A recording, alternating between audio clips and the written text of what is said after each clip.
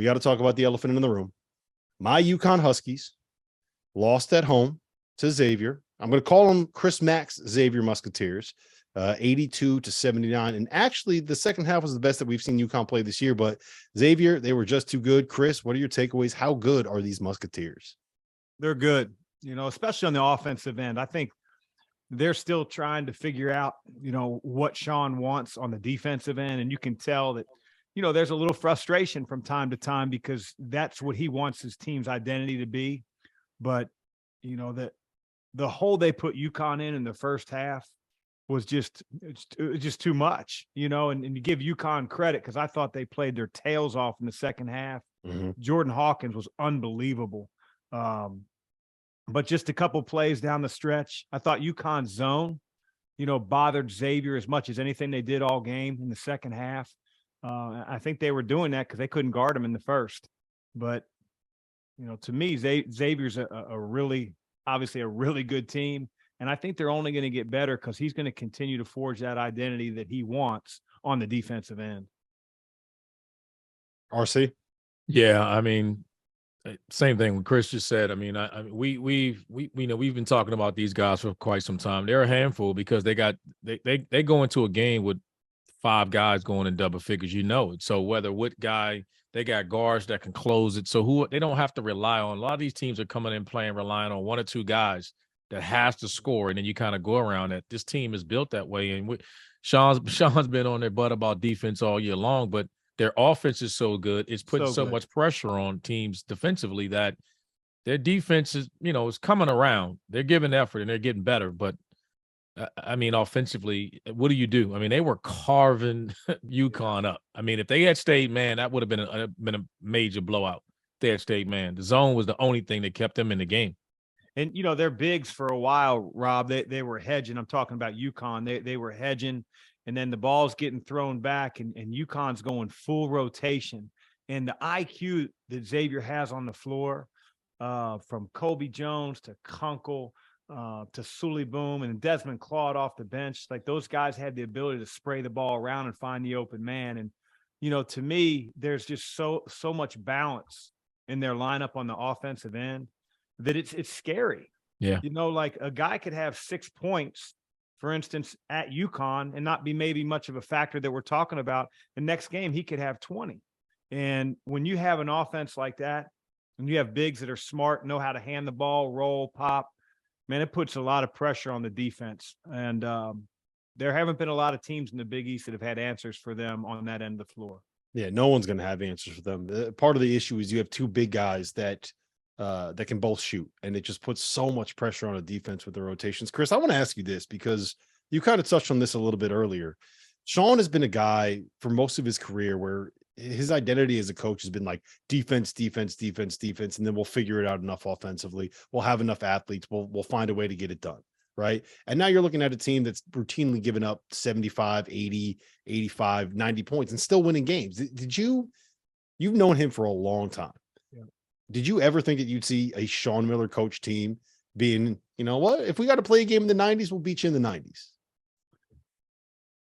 No, but I also don't think, Rob, that's what he wants, forever. On the offensive end, trust me, I think that he really spent a lot of time watching film, watching teams that he respected, teams that were hard to guard. He watched a lot of EuroLeague. Like, Sean is a junkie.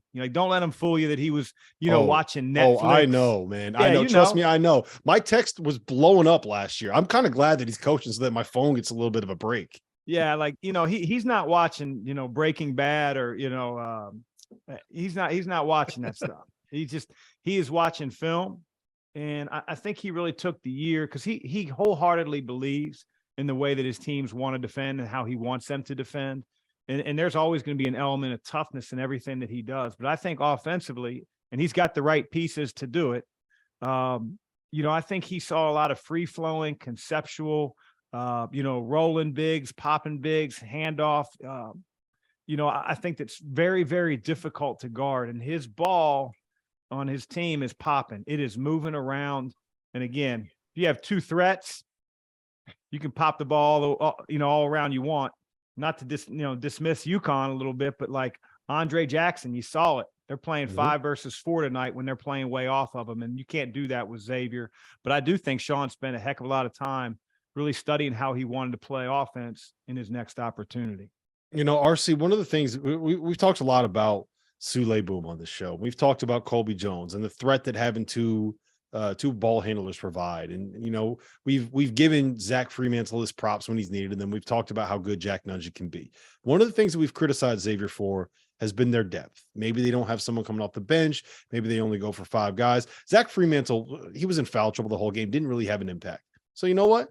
Jerome Hunter comes off the bench, 11 points, 5 or 6 from the floor. Des Claude comes off the bench, New Haven's finest. He has 6 points, 3 assists. He had that dunk. He made a couple of hustle plays. Like, they're starting to find a little bit of depth, and that's not a good thing for Big East opponents, and that's not a good thing for teams nationally. That's not a team you just want to play because, like Chris said, the ball's popping. So when the ball's moving, the ball is dictating who gets the shot. And they got guard play, and Boom is a closer. So when it end of the game, he's going to the line, he's nailing free throws. You don't want to foul him. So any given night, you can't go into a game.